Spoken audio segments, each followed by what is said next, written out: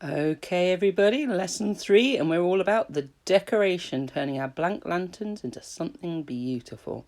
So we need to be all prepared like before. We need a black bin bag on our table. Probably going to need some more of the glue, so hopefully you saved some from your last lesson, and your sponges. But before we get on to glue, we need to look at paper that we're going to use.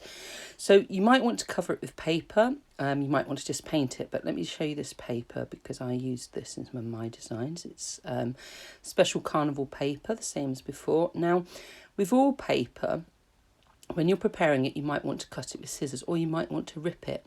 Now, paper has a grain to it, and if you tear along the grain, you get nice long strips like this, nice strips.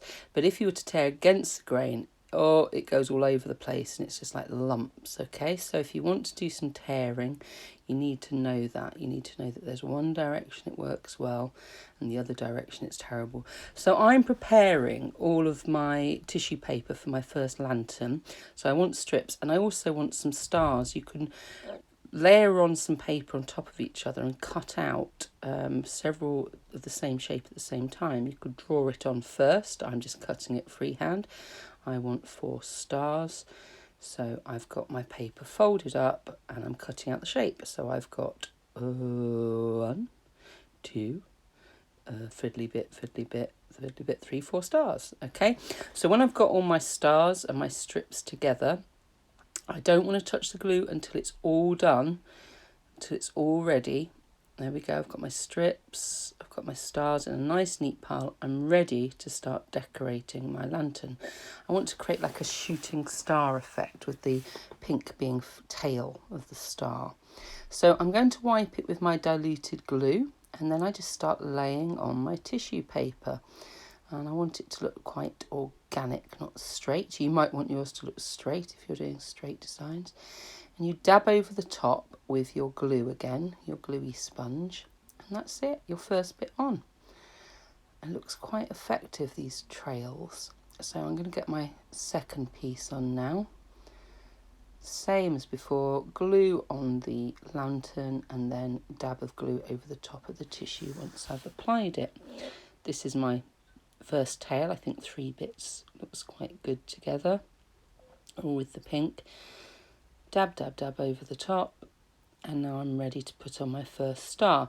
Now I wiped the glue on the mat like we did when we were putting on the layer of white paper in our last lesson, but actually I found later on it was easier to dab glue onto the lamp and just lay on my dry tissue paper star and dab over the top, the same way as I did the pink. So I actually changed the way I did that later. So dab, dab, dab, and there I go, my first shooting star. And I'm going to get on my more trails, and I'll probably fit 3 or 4 stars on here, shooting stars. I like the idea of them sort of curving around rather than being just on one side each. And there we go, my first one finished. Just done with tissue paper, no paints. I could add marker pens on there if I wanted to. I could add paint, but I liked a plain one. So now I'm going to show you my rocket ship, and for this one I'm going to be using a combination of tissue paper. So I have to get my tissue paper decorations cut out first, and this time I want a little alien. I'm going for a little green alien that's going to be hanging on the side of my rocket. And again, you could draw it all out first. I'm just cutting freehand because that's just the kind of person I am. And I'm cutting out my alien. Now what I am going to be doing is using some very special paints for the background of my rocket ship. And you've probably not used these before. They're really nice paints. They're very expensive, but you don't use a lot of them. There we go. My little alien ready to go on. All cut out. Hello. Pop him on there. That's where he'll go at the end. And this is the paint I was talking about. It's called Brusho. And when you open it, it's a tiny pot of this grains of paint. And you think, that can't do a lot. But my goodness, it can. What you do is you wet your lantern. This is one technique. Because I'm doing a lot, I'm going to use my sponge rather than a brush. But you can do it with a brush. But then you dip a brush in and you sprinkle a little bit of the powder, the dry paint on. And look what it does. It just spreads out and makes beautiful colours. Okay, so let's try that again. A bit more of the glue swiped on. That's it. May as well do the whole of that side. And then I just get my little bit of paint and I'm just flicking little dry grains on there, and it will go a long way. And look, I've not dipped my brush back into the paint at all, but look how much is still on my paintbrush there for me to paint these lines. It goes a really, really long way. Can we see this? Tiniest bit of paint. So I'm going to speed up and I'm going to do the whole thing for you. So same as before, getting it nice and wet with glue and then sprinkling on, and I was just doing these lines.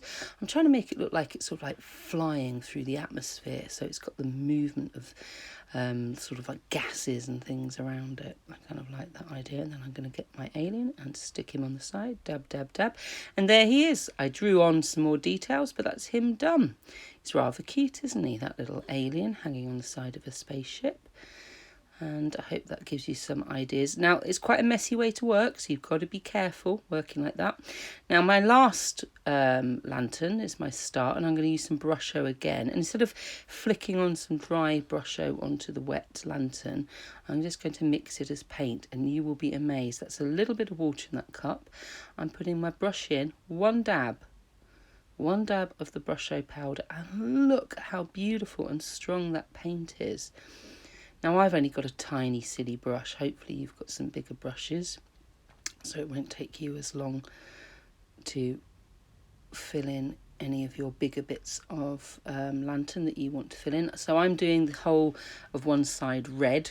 I was sort of thinking like a red dwarf, a sun that's dying, that idea.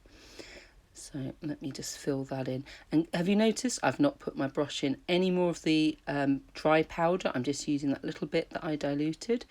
When I've done my one side, I'm now using scraps of tissue that I picked up off the floor, because why not?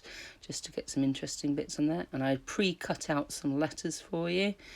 And just finishing off again with some scraps I had left lying around. You can ask each other for scraps, and there we go. Nice scrappy one. I flicked a little bit of the last of my paint on there. I liked that effect. And then we've got an SGPA star. Good luck, everybody. Have fun.